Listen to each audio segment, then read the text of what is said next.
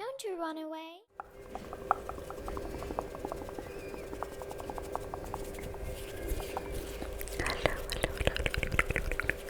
And welcome. I hope you're having a wonderful day.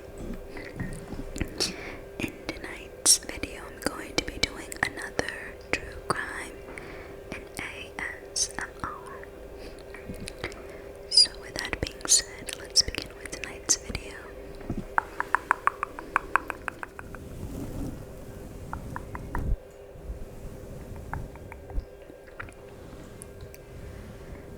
Jasmine Richardson and Jeremy Steink met at a punk rock show, and before Jasmine met Steink, she was described as a happy and social girl. However, that changed once she began seeing the 23-year-old, who was 11 years older. She was instantly taken with goth lifestyle as she'd become a member on the website vampirefreaks.com and would wear dark makeup to make herself look much older than she was. Jeremy's own upbringing wasn't as wholesome as hers. His mother was an alcoholic and her partner abused him. Kids at school bullied him, and by the time he met Jasmine, he already attempted suicide. From the age of 13, he had developed an elaborate persona, wearing a vial of blood around his neck. He claimed to be a 300-year-old werewolf. When Jasmine's parents, Mark and Deborah, found out about the relationship, they prohibited their daughter from seeing him.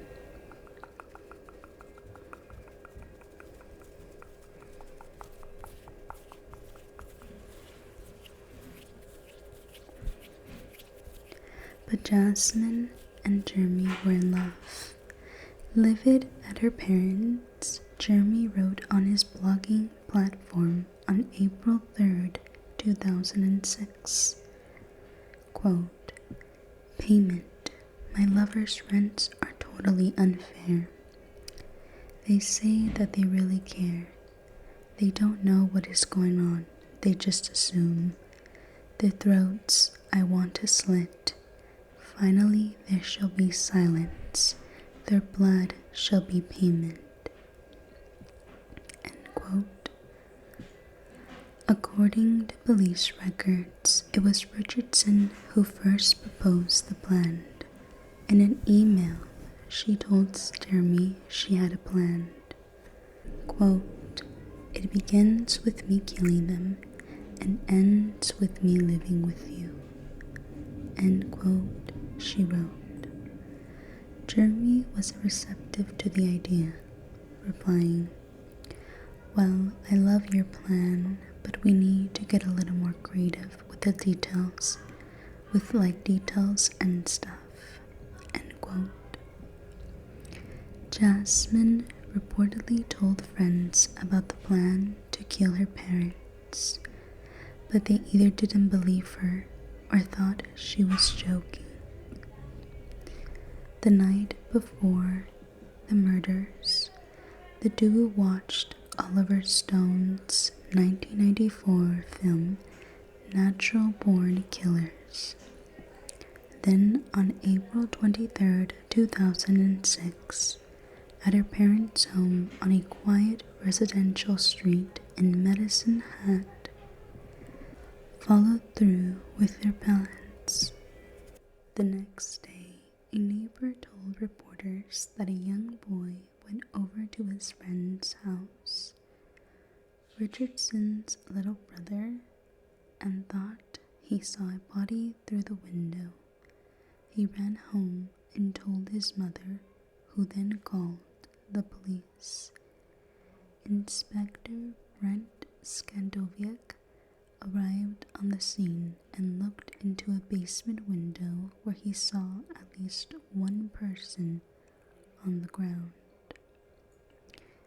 He called other officers for backup, thinking they may be able to save someone in the house. But nobody was alive. Mark, Deborah, and their 8-year-old son had all been brutally murdered. And one family member, the 12-year-old daughter of the dead couple, was missing from the scene. Quote, "It wasn't even in the realm of possibility that she was an accused," end quote, said Skendoviak. Piecing the events together, the police found that Deborah was killed first after being stabbed at least a dozen times. Mark fought back with a screwdriver but was stabbed to death as well. Both parents' bodies were found in the basement. Upstairs, in his blood-soaked bed, the youngest Richardson had his throat slashed open. Fearing Jasmine Richardson was a victim too, the police released a statement that said they were searching for the Richardson's daughter regarding a serious family matter and sent out an Amber Alert.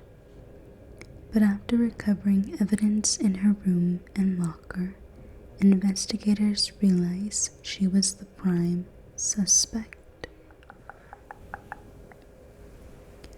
A trail of digital evidence led to Jasmine Richardson and Jeremy Steink, mainly consisting of the email exchanges between the two. They were tracked down and arrested in Jeremy's truck. It was indicated that Jeremy killed Richardson's parents downstairs while she was upstairs in her brother's room. Witnesses testified that the two had admitted to the murders.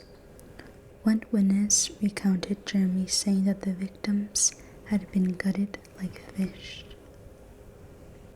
At her 2007 trial, Jasmine Richardson, who was only identified as J.R.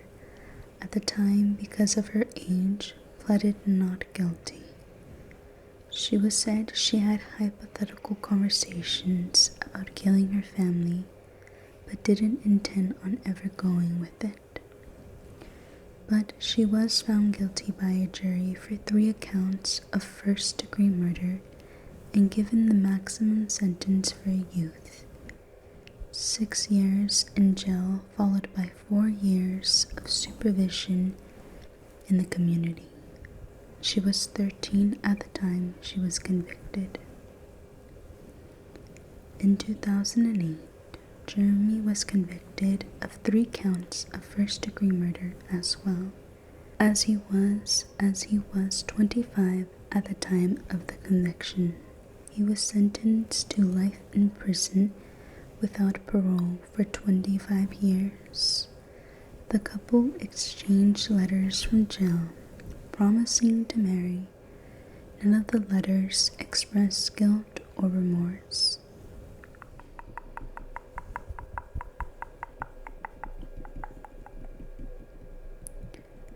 Jasmine Richardson underwent extensive rehabilitation and treatment after she was sentenced.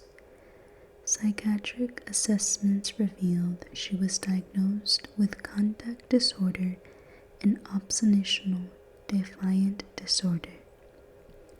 In 2006, at just a year younger than her partner in crime, was when they committed the homicides.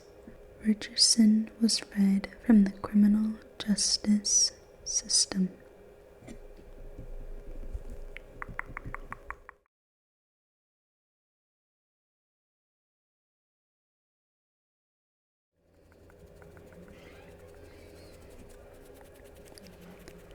I hope you guys all enjoyed tonight's video. Thank you so much for joining me, and I will see you guys very soon.